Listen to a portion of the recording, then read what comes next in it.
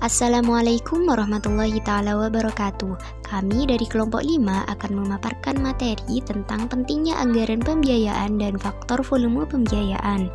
Sebelumnya, kami akan memperkenalkan para pemateri kami.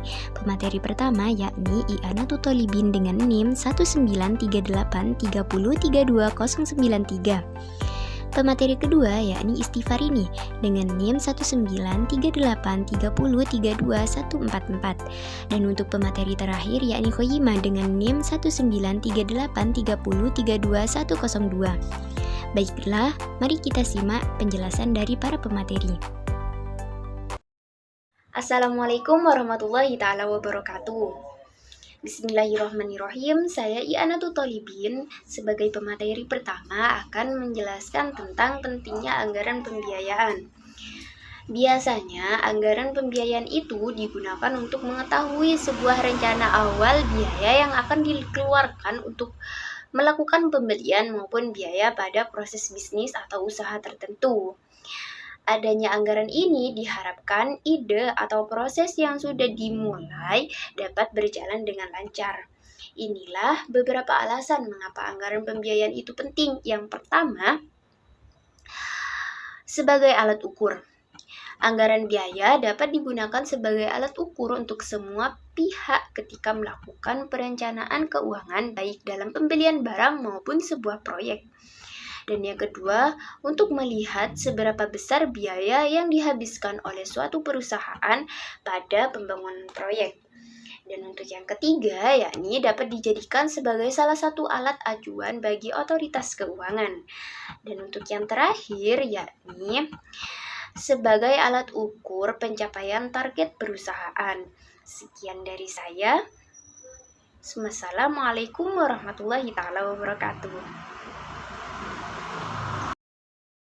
Assalamualaikum warahmatullahi wabarakatuh. Saya Istifarini. Di sini saya akan menjelaskan poin berikutnya, yaitu tentang faktor volume anggaran pembiayaan.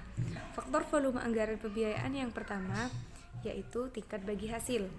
Tingkat bagi hasil sangat berpengaruh signifikan dan memiliki hubungan yang positif. Hasil estimasi VICM menunjukkan ketika terjadi kenaikan sebesar 1% pada tingkat bagi hasil, maka akan menaikkan pembiayaan sebesar 0,016%. Tingkat bagi hasil merupakan imbalan yang akan diperoleh bank dari pembiayaan yang diberikan, sehingga semakin tinggi tingkat bagi hasil, maka semakin tinggi pembiayaan yang diberikan karena keuntungan yang diperoleh bank pun akan semakin tinggi. Faktor volume anggaran pembiayaan yang kedua yaitu dana pihak ketiga. Dana pihak ketiga berpengaruh positif dan sangat signifikan terhadap pembiayaan. Hasil estimasi menunjukkan ketika dana pihak ketiga meningkat sebesar 1%, maka akan menaikkan pembiayaan sebesar 1,0021%. Dana pihak ketiga merupakan sumber dana bagi pembiayaan, maka semakin tinggi dana pihak ketiga akan meningkatkan pembiayaan yang diberikan. Hal ini dapat dilihat dari perkembangan DPK dan pembiayaan. Tren DPK yang semakin meningkat diikuti dengan tren pembiayaan yang semakin meningkat pula. Mungkin hanya ini yang bisa saya sampaikan, kurang lebihnya mohon maaf. Syukron. Wassalamualaikum warahmatullahi wabarakatuh.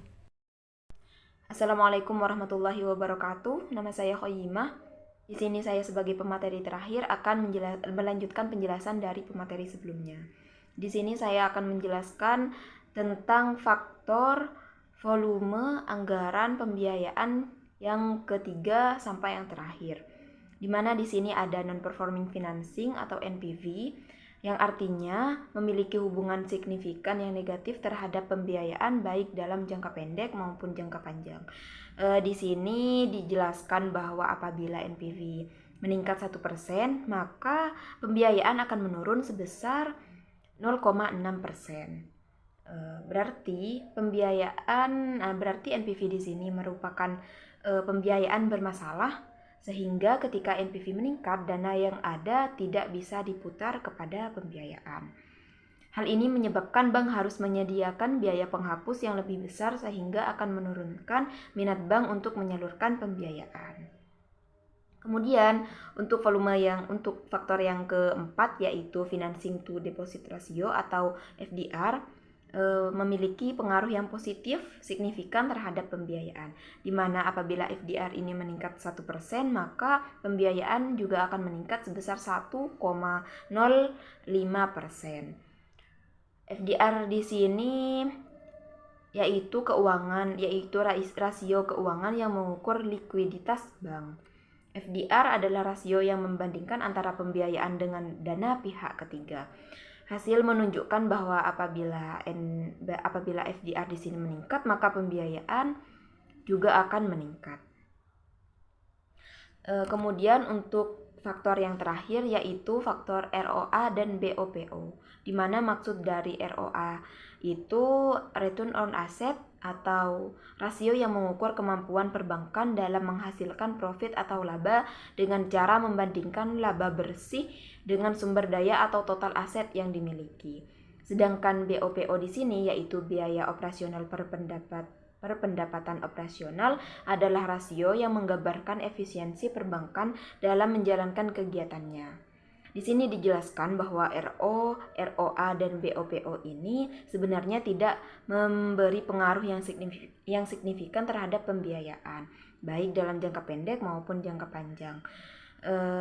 Hasil menunjukkan ROA dan BPO ini tidak signifikan. Hal ini berarti keuntungan yang diperoleh bank tidak disalurkan kepada pembiayaan karena sumber dana yang disalurkan kepada pembiayaan berasal dari dana pihak ketiga.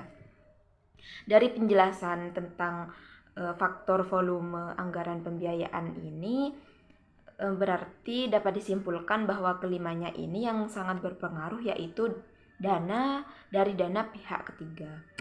Sedangkan untuk non-performing untuk NPV sama FDR ini berbanding terbalik, di mana NPV ini memiliki pengaruh yang negatif terhadap pembiayaan, sedangkan FDR ini memiliki pengaruh yang positif, di mana apabila NPV ini meningkat berarti pembiayaan akan menurun, sedangkan FDR ini apabila FDR meningkat maka pembiayaan juga akan meningkat. Kemudian untuk kesimpulan dari ROA dan BPO ini tidak memberikan pengaruh yang tidak signifikan terhadap pembiayaan anggaran. Kira-kira begitu kesimpulan dari kelima faktor volume anggaran pembiayaan di sini. Untuk kurang dan lebihnya saya mohon maaf. Sekian dari saya. Wassalamualaikum warahmatullahi wabarakatuh.